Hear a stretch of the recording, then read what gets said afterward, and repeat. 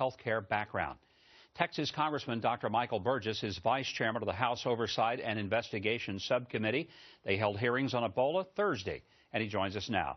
Congressman, great to have you back on the show. And this was somewhat of a surprise, the choice for the Ebola czar, Ron Klain, a political operative, not somebody affiliated that I know of with health care. What's the reaction that you have to the appointment of this particular individual as the czar? Well, can I say it's bizarre? Bizarre is bizarre. Governor, here, for 2 weeks I've been saying the president needs a point person. The president needs a general in this war against this virus because we are not winning right now.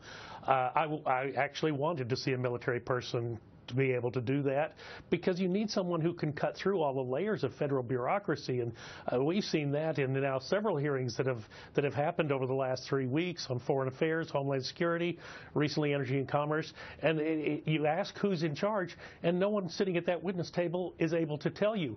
We need someone in charge.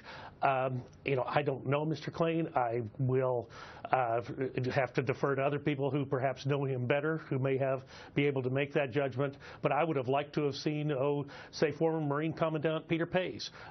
He'll be mad at me for saying it, but I'd like to see Secretary Leavitt as someone who might have been put into that position, who understands what it's like to have to lead in a federal bureaucracy and be able to break through the walls of those silos that seem to keep things separated.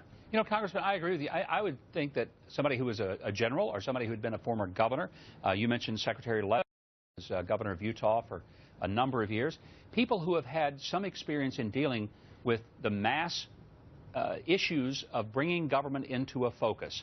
And, I tend to think that the appointment of Ron Klain, a guy who's potentially or primarily a political and PR guy, says that to the White House, this is not a health issue. This is a political and a PR issue. It's politically damaging to the president, and he wants to get that fixed.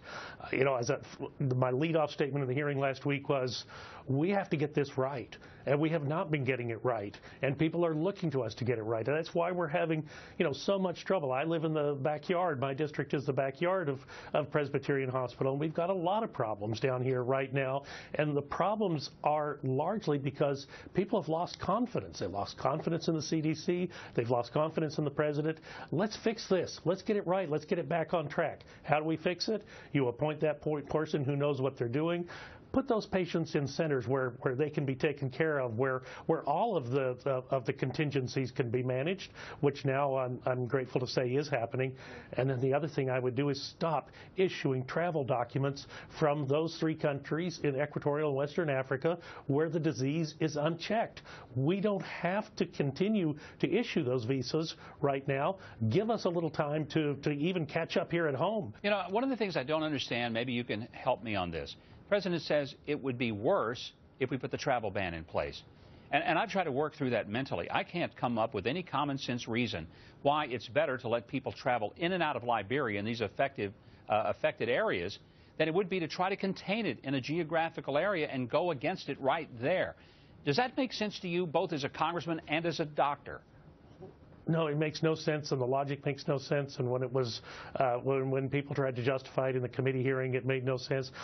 Look, we could do a lot to help those countries where the disease is unchecked. We are doing a lot. We have sent servicemen over there. We could provide generous aid packages. But for the next 2 or 3 months, could we suspend elective travel from there to here, and putting our country's interests perhaps ahead of someone else's? And I think that is the only logical thing to do. An American citizen who is in one of those countries who needs to travel back here, okay, I get that. 3-week quarantine somewhere, even let the federal government pick up the tab for that. But as far as elective travel for business, pleasure, whatever, let's suspend those visas for right now. Makes sense to me, Congressman. I hope somebody listens to you up there. We certainly listened here, and we're grateful for you being here. Thank you very much for joining us. Thank you, Governor.